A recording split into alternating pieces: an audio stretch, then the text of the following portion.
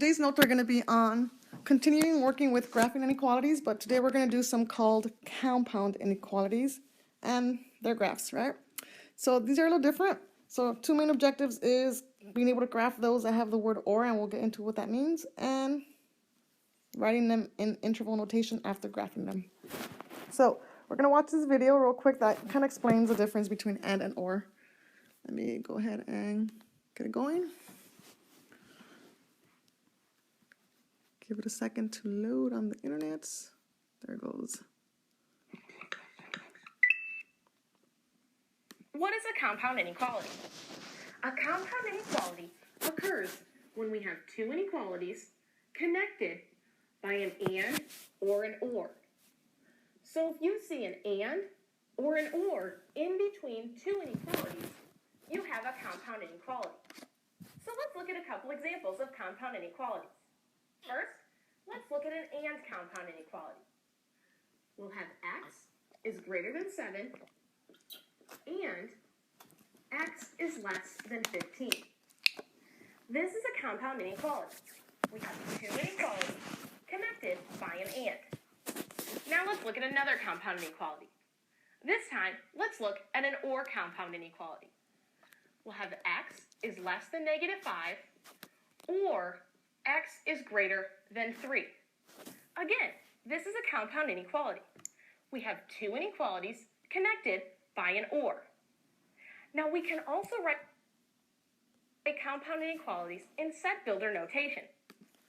We're going to stop there. That's pretty much it. Just the and the or in between two that joins them. So we're going to go ahead and write some examples down on your actual notes. So there are two, x greater than 7 and x less than 15 is the and example. Then you have the or example to its right. Make sure you guys get these down. So what's the difference between the words and or? And again, we're going to focus on or today. So and, like looking at a Venn diagram, means the intersection of the two. So where they're both true. So that would be in the little center section. They both satisfy the same condition. Whereas on the other pieces, it's only true for one. The or is a union or a combination of the two. It has to be true for one or for the other, which means at least one of them has to be true. So it's going to be just the whole thing. And those are the ones we're going to be working with today. They're actually easier than the and, so we'll start with the ors. So let's start with our first example. We have x less than or equal to -2, and the other one is x greater than 1, so that's an or inequality. We're going to go ahead and put our point closed circle at -2, go to the left. Open circle at 1, go to the right. So this right here is pretty much the graph. Now, since it's an or inequality, it's just the two pieces are our answer. It's just the combination of the two. Now we're going to go over how to write this answer in interval notation. So you have a few notes at the top that tells you what symbols we're going to be using. But the general idea is, in this case, because this arrow goes to the left forever and ever, it goes to something called negative infinity. To the right, it goes to positive infinity. So when we write it in interval notation, we're going to say this first piece right here starts at negative infinity all the way to -2. So that's the interval for the first one. This one starts at 1 and it goes all the way to positive infinity. You don't need to write this part down. So when we write it in interval notation, we just write down from negative infinity, put a comma, and then we put a -2. And the interval is closed with a parenthesis. On the other side, we actually put this symbol. We call this a bracket. The reason I use a bracket here is because of the closed circle here. Then I'm going to do the interval for the other one. It's going to be from 1 to positive infinity. Again, I put a parenthesis here. I'm actually going to put a parenthesis here as well because this is an open circle. So we use parentheses for the open circles and brackets for the closed circles. I'm going to take this off now. And then the next thing that I didn't mention is we put the letter U in between because it's a union of the two intervals. So this is how interval notation works. So it's just like a little bit of a cleaner way to write it when you don't want to do a number line. So this notation represents the picture you see on the left. Let's go ahead and do the second one. We start at 3, open circle to the right. -1, open circle to the right as well. So notice that the second one overlapped the first one. So the second one includes the first one. So pretty much x greater than 3 is already included in x greater than -1. So we can actually omit that one now and just write it as one statement. So this picture really is just x greater than -1. So we can write down the statement underneath the inequality notation. Go ahead and write that down. Now for the interval notation, we only have one interval that starts at -1, goes all the way to infinity. We use regular parentheses because it's not included, so we don't want to use the bracket notation. Let's go ahead and graph the next one. At 4, we're going to go to the left with an open circle. At -1, we're going to go to the right with an open circle. Now, you should have noticed something like, wait, why is everything shaded here and is that allowed? And the answer is yes, you can have everything shaded. This inequality is giving us an option where every single number is going to be an answer. So it's going to be true for the left or for the right or for both. So in this case, the way we write our interval notation and our inequality notation, so instead of just writing these two statements separately, we can just say it's everything between -infinity and +infinity, which means it's all real numbers. So go ahead and write that phrase, all real numbers.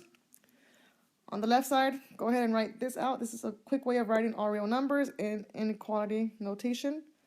This says from -infinity, x is between the negative and the positive infinity. You have little less than signs in between without the equals because there is no actual negative infinity. It's not a number. It's just the idea of it.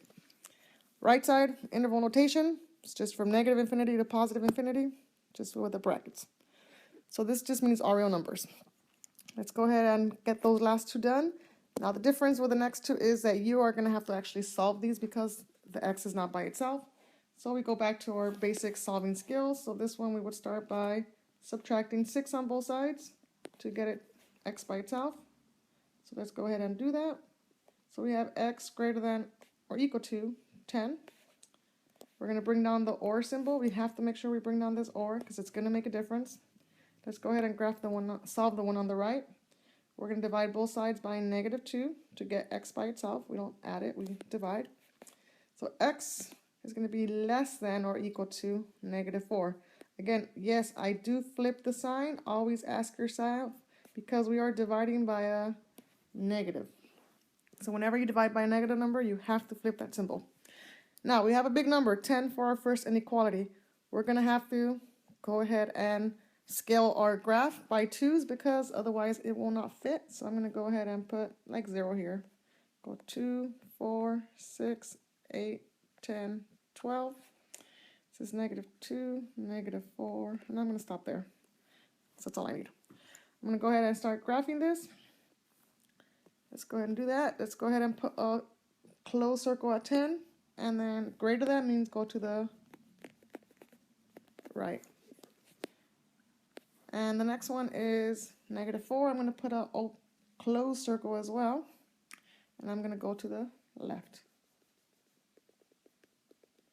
And they don't overlap, so my solution is 2 pieces. It's going to be a union, so I'm going to write my notation for that, the union from -infinity to -4.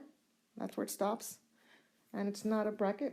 It's not a parenthesis. It should be a bracket because it's a closed circle. Same thing for the 10, from +10 all the way to infinity. So that's my final answer in inequality notation, interval notation, and on the number line graphically. Let's go ahead and move on to number 5 now. So there's the answer again, typed up nicely. All right, let's go ahead and solve this one just the same way we did the last one. We got to get x by itself. So here I have to add 10 to both sides. You can pause it and do this on your own and then just click to the answer. We have -6x greater than -60. divide both sides by -6. And again, we go ahead and flip because we are dividing by a negative. So just go ahead and flip that over. We get 10 positive. Bring down my OR. And now I'm going to go ahead and solve the second one. Subtract 7 on both sides.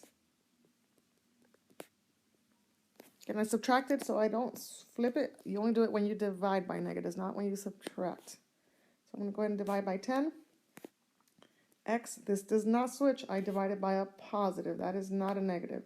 That's a positive. You don't switch it. So it's going to be -3. So there's my solution. Let's go ahead and start graphing it on the number line. I'm going to go ahead and let's change the color. Label my axes. And I'm going to go ahead and go by 2's again, just so I can have enough room. So 0, 2, 4, 6, 8, 10, 12, 14. Again, -2, -4, -6. All right, I'm going to go ahead and put my circle open at 10. This is less than. I'm going to go to the left. Second one says at -3. It's going to be in between, so it's going to go right here. And that's going to be a closed circle. And I'm going to go also to the left. So in this case, they overlap. So it's pretty much just the bigger one, the one that starts at 10. So you can just merge these two and just write x is less than 10 because x less than -3 is already included in the statement. Let's write it as interval notation now. We're going to have from -infinity all the way to +10 with a, that was not supposed to happen. Oh, let's go ahead and gather. With just a bracket, not a bracket, a parenthesis. So everything from -infinity to +10. So here's our answer. It's all of this right here. That's pretty much it for this piece. So there it is again, in a nicer typed out way. So we're going to be working on the exit ticket after I'm done with the whole class notes. Go ahead and start the practice, and we'll get to that exit ticket in a few.